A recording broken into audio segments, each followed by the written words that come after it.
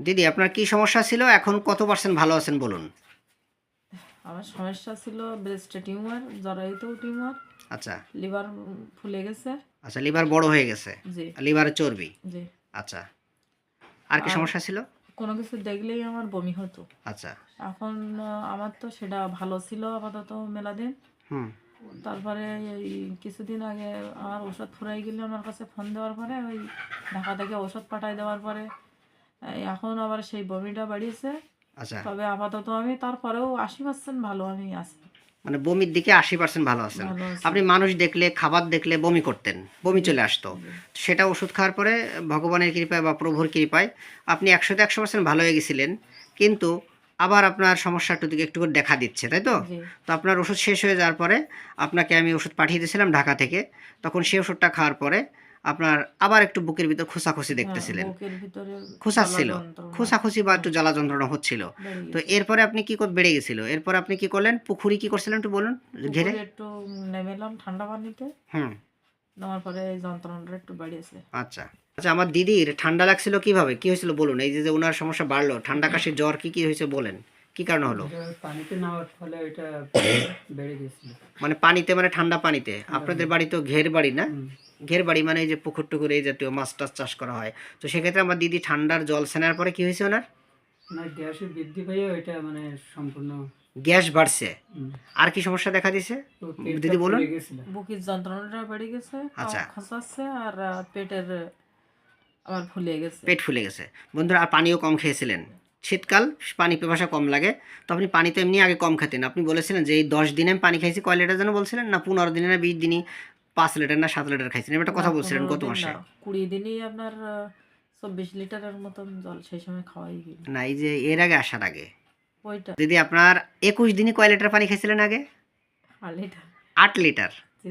21 দিনে 8 লিটার জল খেয়েছিলেন। কিন্তু আমি যখন আপনাকে ভয় দিয়েছিলাম আপনি জল কম খাইলে আপনি ক্যান্সার হবে, বড় বড় ভয় দিয়েছিলাম, যাতে আপনি ভয় পাইয়ে জলটা খান। মানে আপনার রোগটা আছে, জল কম খাইলে আপনার কি হবে? Cancer hypoxia. আসবে। হাইপোক্সিয়া একটা রোগ আছে, এটা আমাদের অক্সিজেন কমে যায়। এই হাইপোক্সিয়া যদি রোগটা হয় তখন আমাদের কি হবে? অক্সিজেনের ঘাটতি দেখা দিবে এবং এতে আমাদের ডিহাইড্রেশন হতে পারে, রক্তশূন্যতা হতে পারে, ক্যান্সারও হতে পারে ফুসফুসে, হ্যাঁ।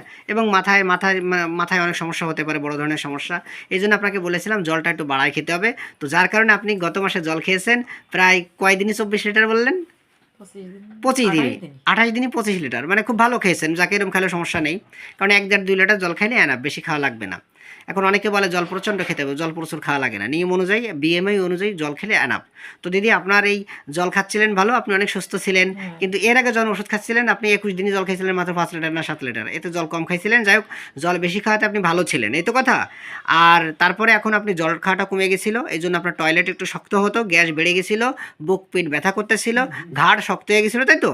তাই তো বলছেন? জি, জি। আচ্ছা। তো বন্ধুরা, আমি ওনাকে ওষুধ দিয়েছিলাম। প্রথম কী ওষুধ দিয়েছিলাম, ওনার এই সমস্যা আপনারা কেসটি দেখে আসবেন, আমি পুরো ব্যাখ্যা দিব না। ওনাকে প্রথম দিয়েছিলাম সিপিলিনাম। এই সিপিলিনাম খেয়ে কী হয়েছিল আমি সব ব্যাখ্যা দিয়েছিলাম। এবং 31 অক্টোবরে ওনাকে আমি আর্সেনিক অ্যালবাম দিয়েছিলাম। এই যে আর্সেনিক অ্যালবাম, হ্যাঁ, এই আর্সেনিক অ্যালবাম 0/1, 0/2, 0/3 দিয়েছিলাম। ওনার ওষুধ শেষ হয়ে গেলে, তিনটাই শেষ হয়ে গেলে ওনাকে আমি নেটটামিউর 0/2 এটা ঢাকা থেকে পাঠিয়ে দিয়েছিলাম। পাঠিয়ে দেওয়ার পরে আপনি কি বললেন যে আপনার ব্যথাটা একটু খোঁচানো বাড়ছিল বুকের ভিতরে, তাই তো? একটু না, প্রচুর বাড়িয়েছে। প্রচুর বাড়ছিল। আচ্ছা, প্রচুর বাড়ার পরে আপনি কি করলেন? ঠান্ডা পানিতে গেলেন বা ঠান্ডা পানি লাগাইলেন, বা ঠান্ডা পানিতে ঘেরে যে কাজ করার পরে আপনার ঠান্ডা গলা ব্যথা কি হলো? এগুলো বাড়লো।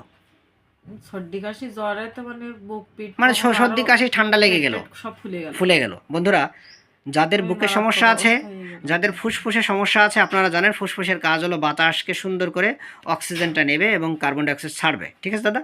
এর কাজ হলো এটা, যে এটা সুন্দর করে আমাদের যখন অক্সিজেন নেবে তখন বুকটা ফুলে পড়বে, 2 থেকে 2.5 ইঞ্চি ফুলে যাবে, আবার আস্তে আস্তে কি কমে যাবে, এটা দেখবেন।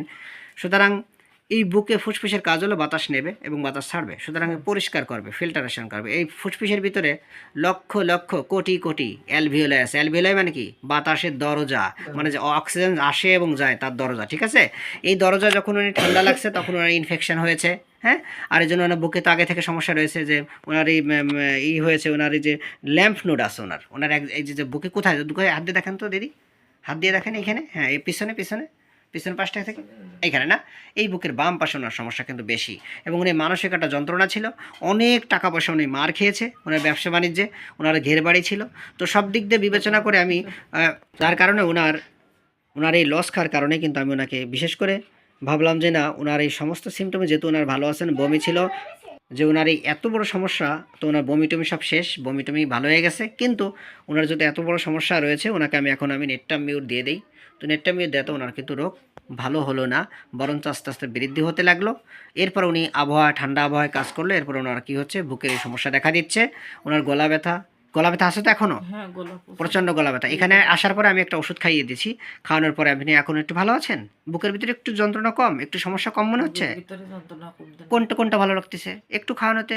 এই গলাটা একটু কম। গলাটা একটু কম মনে হচ্ছে। বন্ধুরা আমি এখানে ওনাকে পিটিআরএস একটু খাইয়ে দিয়েছি, যেটা খাইলে ওনার কাছে একটা প্যালিয়েশন হচ্ছে, একটু ভালো লাগতেছে, এটা রোগ সারবে না। আর ওনাকে আমি এখন কি ওষুধ দিলাম, ওনাকে আমি আর্সেনিক অ্যালবাম বাদ দিলাম, কারণ আর্সেনিক অ্যালবাম ওনার রোগী যা দেখতো তাই খেতে বমি হতো, এবং প্রচণ্ড বমি এবং খুব অস্থিরতা ভাব, এবং ওনার নেট্টামিউরও আমি কিছু অংশ আছে উনি খেয়েছে, হালকা একটু আছে কোনো রকম, এটাও বাদ। সুতরাং ওনাকে এখন আমি ক্যালকিরিয়া কার্ব দিলাম, ক্যালকিরিয়া কার্ব 0/1 0/2 এবং পিটিআরএস দিলাম। আমি আশা করি এই ওষুধ খেয়ে উনি অনেক ভালো থাকবেন আর ওনার এই সমস্যা পুরোপুরি ভালো হয়ে যাবেন। তো দিদি আপনি তাহলে টোটাল কেসে আপনি এখন 100%-এর ভিতরে কত পার্সেন্ট ভালো আছেন বলে মনে হয়? 80% ভালো। 80% ভালো আছেন। আচ্ছা, আমার দিদি তো আগে দাদা কথা বলতে পারতো না, ভালো এত অসুস্থ ছিল, কিছু খাইতেও পারতো না, তাই না দিদি? এখন তো একটু মোটামুটি খেতে পারেন ঠাকুরের কৃপায়, খেতে পারে। বন্ধুরা আপনারা দেখে আসবেন, ওনার আগের ভিডিও লিঙ্কগুলো দিয়ে দেবো, উনি কতটা বিমর্ষ ছিল, কিন্তু উনি পুরোপুরি ভালো ছিলেন, কিন্তু উনি ঠান্ডা লাগার কারণে এই সমস্যা হয়েছে। তো আমার বড় একটা বার্তা, যারা এই শীতকালে আসেন আপনারা গরম পানি খেতে হবে, গরম পানি দিয়ে গোসল করবেন, গরম পানি খাবেন, গরম পানি দিয়ে অজু করবেন, তাহলে আমি আশা করি ঠান্ডা লাগাবেন না, ঠান্ডা কম লাগাইতে হবে। এটা যদি করেন তাহলে অবশ্যই আপনারা সুস্থ থাকবেন, আমার দিদিও ভালো থাকবে। ঠিক আছে বন্ধুদের উদ্দেশ্যে বললাম, গরম পানির কোনো বিকল্প নাই, কারণ আমাদের বডিতে 72% পানি রয়েছে আর 28% রয়েছে মাটি। সুতরাং আমরা পানি যদি ঠিক মতো না দিই এই বডি চলবে না। ঠিক আছে দিদি, আপনি আশা করি পানিটা বৃদ্ধি করে খাবেন আর কি। তো ওনাকে আমি ক্যালকিরিয়া কার্ব কেন দিলাম, ওনার ক্যান্সারের ভয় বেশি, তাই তো? প্রচণ্ড ভয় কিসের? ক্যান্সারের ভয় বেশি ওনার। আচ্ছা দিদি, আপনার একটা গুরুত্বপূর্ণ লক্ষণ ছিল বন্ধুরা, আমি ক্যালকিরিয়া কার্ব এখন কেন দিলাম, আমার দিদি ঠান্ডা কাশি, প্রচণ্ড আকারে গলা ব্যথা এবং ঠান্ডা এবং কাশতে কাশতে প্রস্রাব বের হয়ে যাচ্ছে, এবং ওনার আর একটা কাজ হতো, সেটা হলো ওনার টয়লেটে গেলে কয়জন ধরে নিয়ে লাগতো, টয়লেট থেকে 2 জন ধরে নিয়ে লাগতো, উনি অসুস্থ হয়ে পড়তেন। এখনকার সেটা লাগেও তো, কমে গেছে। এটা আর্সেনিক অ্যালবামে ওনাকে বাঁচিয়ে দিয়েছে, মানে ভালো করেছে। আর ওনার এখন সমস্যা আছে, ওনার হচ্ছে প্রচণ্ড ঠান্ডা কাশি, গলা ব্যথা, এবং ওনার কাশির সাথে প্রস্রাব বের হয়ে যাচ্ছে। আর ওনার টয়লেট করার পরে অতটা সমস্যা হয় না, আগে উনি বিছানায়, মানে কী বলবো, যে উনি এত দুর্বল হয়ে যেত যে উনি টয়লেট করতে ভয় পেত। ঠিক আছে, এই হলো সমস্যা ওনার কেসগুলো। তো দিদি আপনার এই কেসটা যদি আমার জুনিয়র ভাই বোনেরা এবং জনসাধারণ দেখে তাদের মনোবল বাড়ে, সমস্যা আছে আপনার কোনো? আচ্ছা, আপনি কি বাংলাদেশে দেখাইছেন নাকি ইন্ডিয়াতেও দেখাইছিলেন? ইন্ডিয়াতেও দেখাইছি। কলকাতা গেছিলেন? ভেলোর টেলোর গেছেন? ভেলোরে যাইনি, তবে উত্তর কলকাতা সব জায়গায়, বাংলাদেশ উত্তর কলকাতা সব জায়গায় দেখাচ্ছেন, কোনো ফল পাচ্ছিলেন না। এখানে এসে ওষুধ খেয়ে ভালো আপাতত মোটামুটি ভালো আছেন, এতে আপনি অনেক খুশি দিদি? খুশি। ঠিক আছে বন্ধুরা, শুধু আমাদের বাংলাদেশেই নয় বা শুধু ইন্ডিয়াতেই নয়, অর্থাৎ আল্লাহ বা প্রভু বা ভগবান যার কাছে যার ভালো রাখছে বা সেবা রাখছে, ঠিক তার কাছে গেলে ভালো হবে। আপনারা দেখে চলেছেন, আমি আমার এই ক্লাসিক্যাল উপায়ে সিঙ্গেল মেডিসিন দিয়েই আমি রুগীকে ভালো করে চলেছি। আমি ভালো করে চলিনি, ভালো হচ্ছে রুগী, হয়তো ভগবান বা প্রভুর কৃপায়। তো দিদি আমি কি এখানে কোনো বড় বড় ভিটামিন, বড় বড় ক্রিম কিছু দেই নেই তো? এই সিঙ্গেল মেডিসিন খেয়ে তো ভালো আছেন? হ্যাঁ, আচ্ছা ঠিক আছে দিদি, এই সিঙ্গেল মেডিসিন খেয়ে ভালো আছে বন্ধুরা।